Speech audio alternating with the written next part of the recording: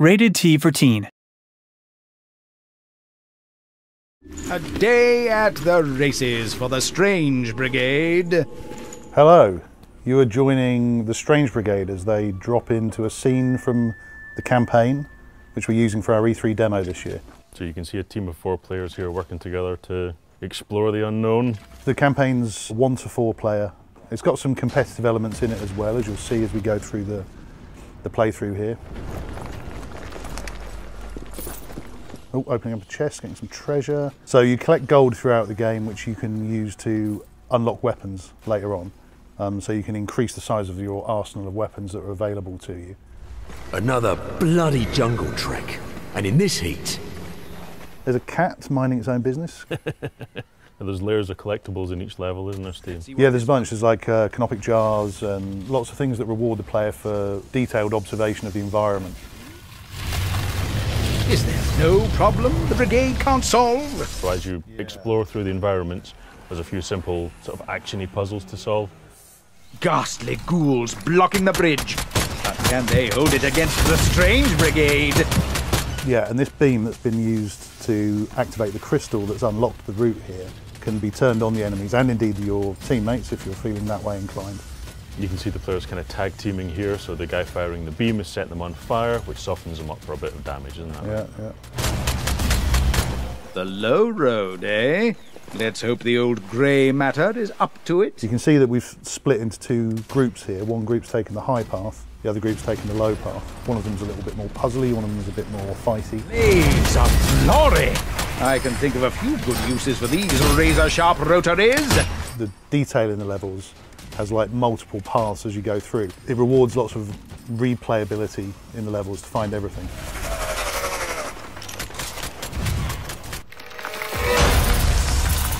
Nelson's ghost! Aye!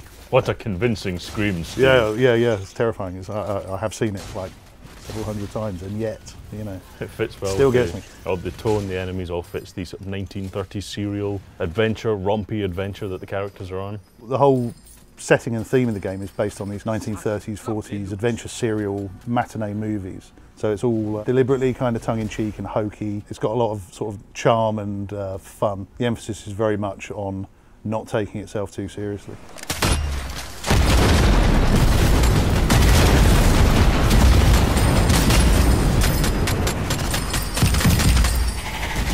Well, they're not called the Subtle Brigade, I suppose. It's not subtle, he's right. Spiky log trap, there we go, highlighting that lack of subtlety. One of the hidden puzzles here, so you've had to go off the beaten track a little bit to find this one. There's loads of different puzzle doors like this throughout the levels. Behind it, you'll find a relic, and by collecting sets of those relics, you can unlock more amulet powers. As we continue on, you'll start to see those amulet powers coming into play a little bit more.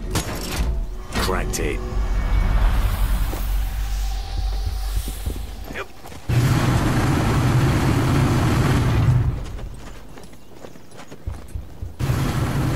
That'll look splendid on my mantelpiece. So we're about to see here the power gems being applied to the weapons. So each weapon has got a different number of slots, and you can use like damage upgrades, but also considerably different effects like ricocheting bullets or ice bullets or fire bullets. And as you unlock more and more powerful weapons, they come with more slots available. The big Gumbananza box! Here's the first of the prototype weapons, the exploding crossbow, which I think Gracie is going to demonstrate for us now.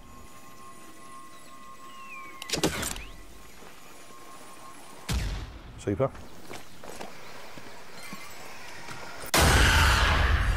Yikes. See you up, right? You see a couple of amulet attacks here, so there was a 6-shooter with powerful bullets. And there's Langus, the Wrath of Ra, a kind of radial explosive fire wave. So solving one of the many puzzles in the game here as well. So this is kind of operating cooperatively, one person standing on a footplate to open the door, the other having to thread their way across a maze following the clues that are laid out in the room. So the more complicated puzzles are off the beaten track, aren't they? So if you want to play the game as a straight co-op shooter, you can do. If you want to explore the environments and find unlockables, give you cool new treasures.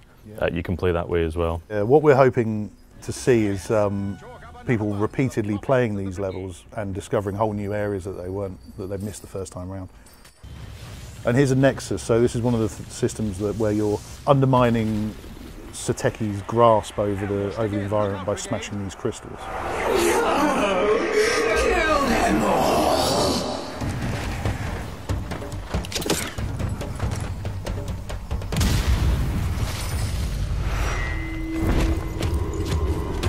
Good Lord, acrobatic assailants! To arms, strange brigade!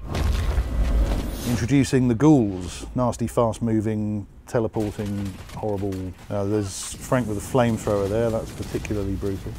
I say, they're coming out the ruddy walls now! Gracie's using the chain electricity attack there. Followed up by a grenade in the face. It's a good combo. So you can see the sort of pace of the game comes into its own in these great big fights where you've got amulet powers triggering, you've got prototype weapons doing loads of damage, you've got environmental traps, spinning blades, you've got grenades that players can throw. Because of the way that you charge up your amulets by sort of absorbing the souls from the enemies, the more of them there are, the faster the rate of the combat becomes, and so the intensity really ramps up quickly. Means there's a bit of competition there for souls as well. Yeah. And that's it, a very short section of one of our levels. Thanks very much for watching. Strange Brigade is available August 28th on Xbox One, PS4 and PC. What massive miscreation is this monstrosity? Darwin's spectacles! How will our heroes get out of this one? Tune in next week to find out in another gripping installment of The Strange Brigade.